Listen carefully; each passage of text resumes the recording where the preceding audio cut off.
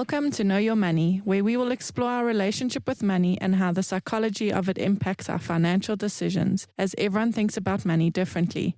In our podcast, we'll be presenting a variety of financial topics in an easy-to-understand way, which we hope will assist you with managing your money. Hello, everybody. Welcome to Know Your Money. Warren, Craig, how are you today? I'm very well, Bronwyn. How are you? Good, thank you. And Craig? Yes, very how well. are you? I'm very well, thanks, Warren. You look good. You all look good today. Yeah, we're trying. Carrying on that topic we started about the wheel. The 10 slices of the pizza pie. Yes. And it's like, where is your slice and where is your number? Yeah. So if you're not sure what we're talking about, if you go to last week's episode, we started the Wheel of Life and we were talking about Money. Money, exactly. And that some areas of your life you may not feel you are where you want to be. And we just wanted to maybe give some tips on how you could change that. So the second slice today is career and work. Okay, yeah. Where would you guys say you are at with that? I suppose that follows with money, right? So it's quite a good one. Craig, where are you at your career right now? I don't want to be rude and say towards the end, but... No, so you can revitalize your career as well. You know, even though I've done this financial planning for 38 years, you can have another lease on life. You can have another look at life, and you can meet a young business partner called Bronwyn, and she brings new concepts. And yeah, you can have another lease on life. But I think your career is very important because you spend a heck of a lot of time every day doing a career. And if you're not happy with your career, that's going to go into every other part of your life. You know, actually, butting in for a second, I saw this video the other day of a guy. He basically just drew a timeline and he wrote 10, 20, 30, 40, 50, 60, right up to 80. And then what he did was from 20 to 60, he went with a big block around it, said, you spend most of your life doing this and this is your job. So Correct. Make it count. Yeah. Make sure it's something you enjoy. And on that topic, I saw Kingsley Holgate. He's a explorer and he's often driving up Africa and he helps people with mosquito nets and that. And he's always at a fireside with his Land Rover and he's a very spiritual kind of guy. And he's talking to a friend of his who was a dentist.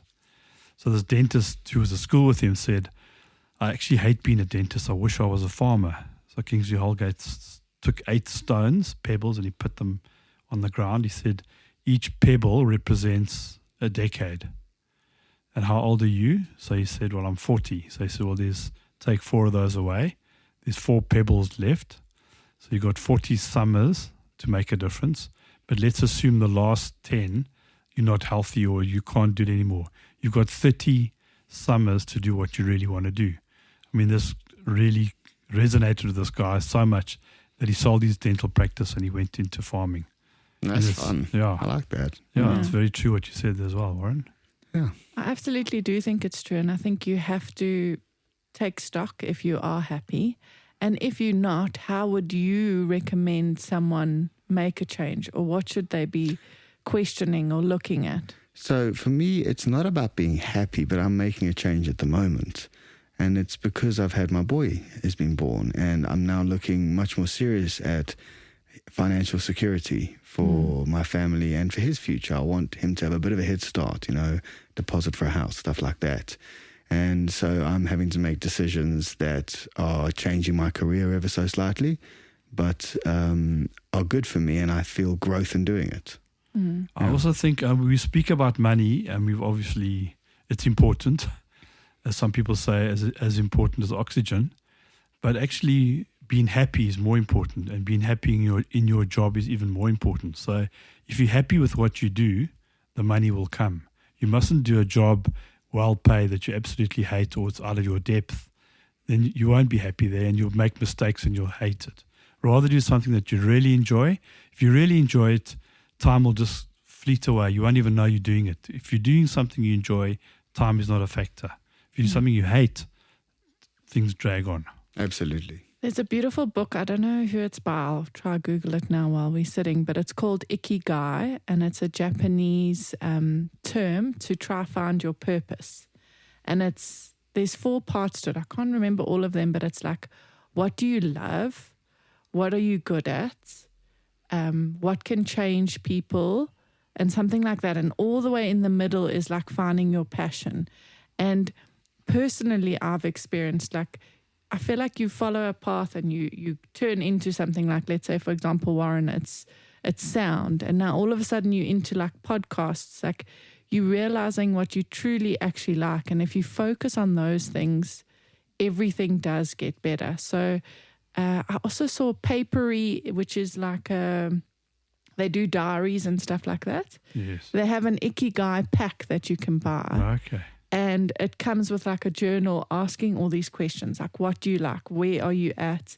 And then it gives you all of those concepts. And I think for someone that could be stuck in their career or in a lower space, sitting down and trying to figure that out and actually just see where you want to go, focusing on that will bring in the money, will bring in the satisfaction. Absolutely. And all of those things. So my business partner, he was telling me a story of when he worked at a big corporate agency, marketing agency.